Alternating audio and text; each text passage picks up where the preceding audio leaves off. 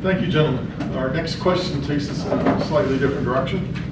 The author of this says, I am concerned about voting machines and drop boxes used in elections. Is there any effort to go to paper ballots and some same-day voting with use of IDs, but account for absentee voting? So I'm the chair of the elections committee, so I spend a lot of time on this issue, and I don't know how I talk about it in 2 minutes. So I'm going to hit some wave tops, and I apologize in advance if I go a little bit over. Kansas has the most, it's in the top 8 in the country for most secure voting systems. And that's according to the the America First Policy Institute, which is Donald Trump's think tank. And he's obviously very passionate about this issue. So we have a secure voting system, but it doesn't matter if people don't believe it.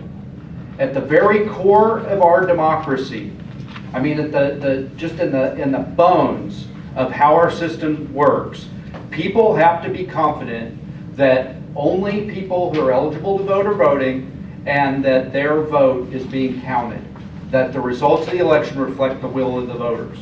And so anything that we can do to improve that confidence is good for Kansas, and it's good for America. And as the elections chair, that's the measures we've been looking at. Drop boxes are a point of deep consternation for a lot of folks, because there are no regulations and there are no standards. Some of them are very secure. I just spent the last month going around to every elections commissioner in the state of Kansas, except for Shawnee, because I'd already been there, watching how they do elections and talking to them about how to make them more secure. And they're doing a great job on ballot boxes, but then you go out into other places and sometimes it's a slot in the side of the building where you can put ballots and your taxes and your license renewal. That is not secure. So we needed a standardized set of regulations in order that everybody's doing it the same. I was proud to get that bill authored and get that passed through my committee and passed overwhelming bipartisan support in the House. It didn't get over to the Senate this year. I'm hoping that this next year we'll be able to get that done. Next question. How did you vote on SB 209, which was removing a 3-day grace period from mail-in ballots? And then what data, not just your feelings, but what data did you use to make your decisions? And by data, the author meant surveys, number of letters, so forth. Yes.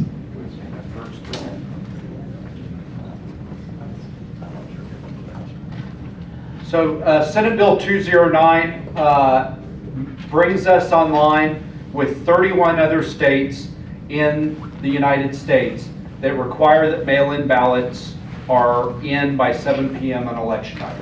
That's how it was in the state of Kansas until 4 or 5 years ago. That was the law. It just changed, and I think we saw the results of kind of the extreme case when COVID hit and we had this huge flood of mail-in ballots that overwhelmed the system. And so I think that it's important that, as several of my fellow representatives up here said, that people have confidence that votes that are not valid are not being counted, whether that's from somebody who's not eligible to vote or votes that come in after the legal timeline, or votes that don't come in with a stamp from the post office saying that they were mailed on X or Y day. We can't make the post office stamp those ballots. So if a ballot, according to Kansas law right now, not 209, but right now, if a ballot comes in after election day and it doesn't have that stamp from the post office saying when it was mailed, it cannot be counted. It cannot legally be counted. That's the law. And so the big data number, to answer your question, that we didn't have, that nobody could tell us, is how many ballots were counted because they didn't have the date stamp from the post office saying when they were voted. So I would rather not have that uncertainty and just tell people, hey, we're going to go back to where we were 4 or 5 years ago when you had to have your ballot in by 7 p.m. on election day. Military voters, they get their ballots 45 days before the election. They can email them in, fax them in. They get all kinds of special considerations because they're serving us. They're not going to be disenfranchised by this. Let's bring us online with 31 other states in the country.